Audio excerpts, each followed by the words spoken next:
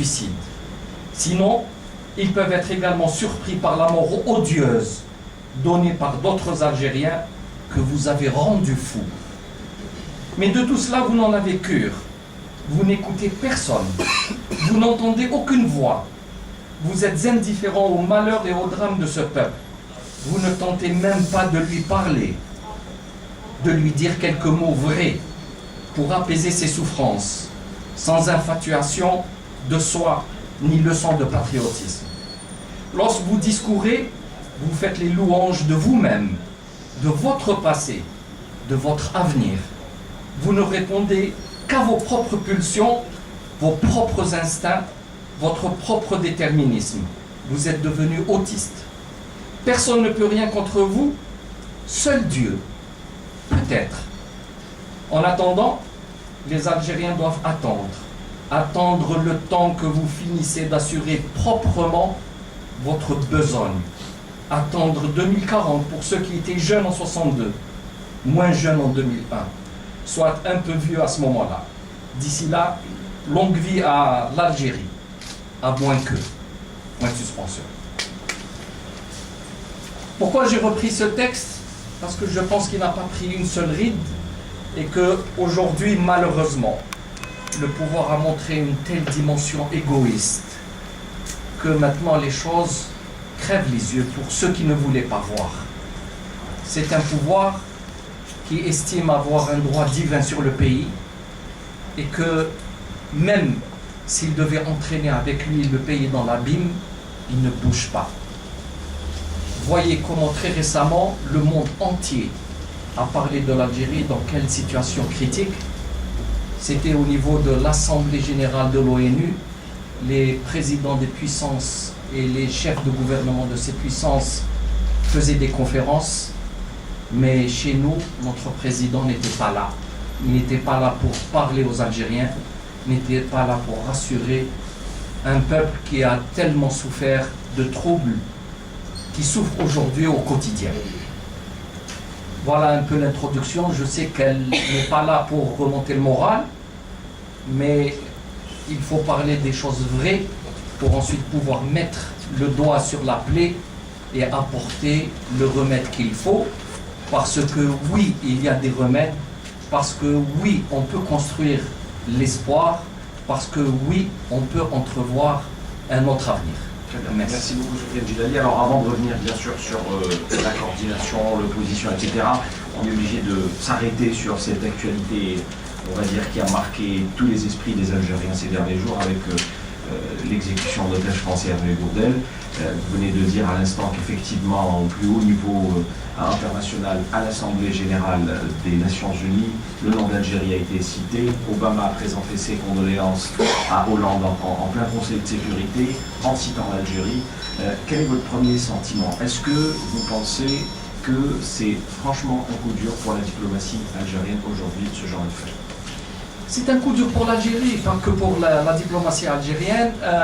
Il y avait juste quelques jours, monsieur le ministre des Affaires étrangères, Abdallah Mamra, disait que l'Algérie était exportatrice nette de stabilité.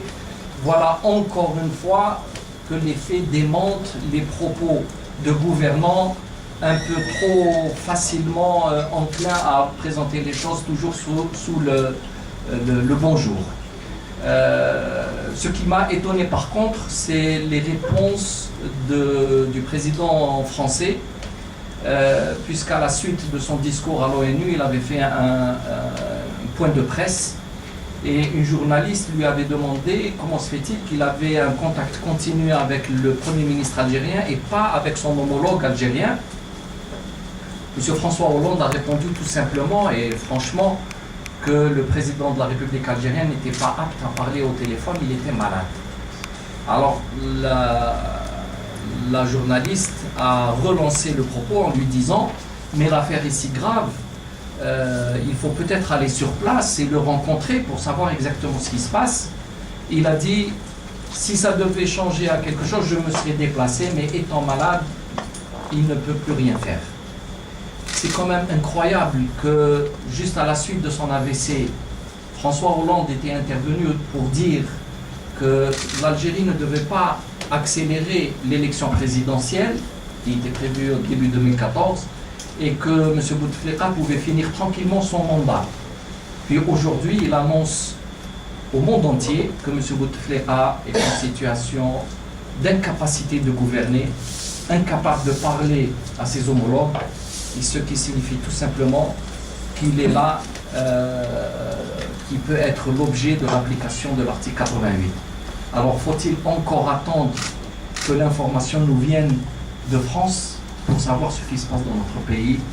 Voilà une des questions qu'on devrait se poser. Alors, les conséquences internes et externes suite à cette affaire. Les conséquences, bien sûr, c'est que l'Algérie apparaît également comme contaminée par le mouvement terroriste qui se développe dans le Moyen-Orient, que le mouvement Daesh apparemment a métastasé. De quelle façon, on ne le sait pas.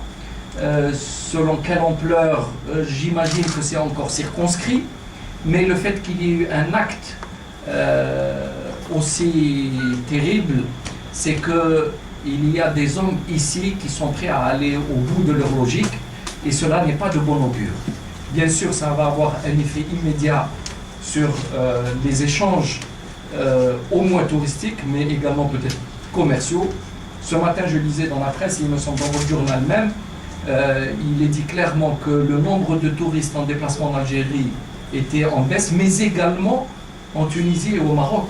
Parce que vous savez que les touristes suivent un peu l'actualité et à l'avance, ils ont maintenant peur. Donc déjà, voilà, ce qui s'est passé en Algérie a eu des implications pour les pays voisins.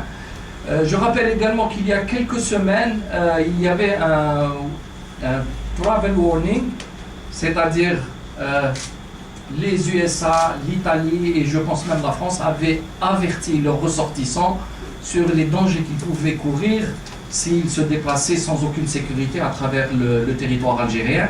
On s'était offusqué, le gouvernement s'était offusqué de cette position, mais les faits viennent de leur donner raison, malheureusement. Donc tout ça remet en doute le crédit du régime, fait apparaître l'instabilité profonde de ce régime, et ce qui est absolument étonnant, on peut remettre en liaison pourquoi depuis une année la présidence s'était attaquée apparemment aux structures sécuritaires du pays.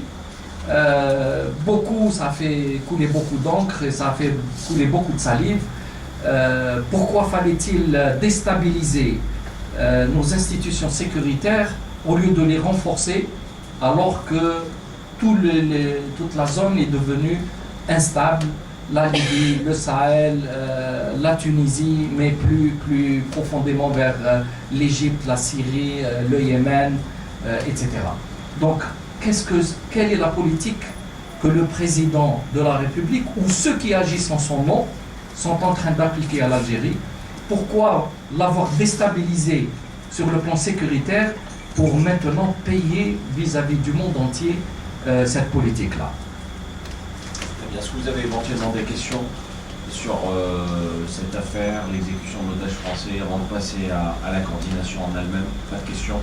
Alors, Sofiane Djilali, la coordination, elle a vu le jour juste après les élections présidentielles d'avril 2013, donc les choses commencent à s'organiser. L'objectif principal, c'est bien évidemment d'assurer cette transition démocratique. Alors, vous avez eu tout l'été pour vous organiser, pour pouvoir vous revoir. Est-ce qu'aujourd'hui, votre stratégie est claire? Je pense que la stratégie de l'opposition commence à apparaître, parce que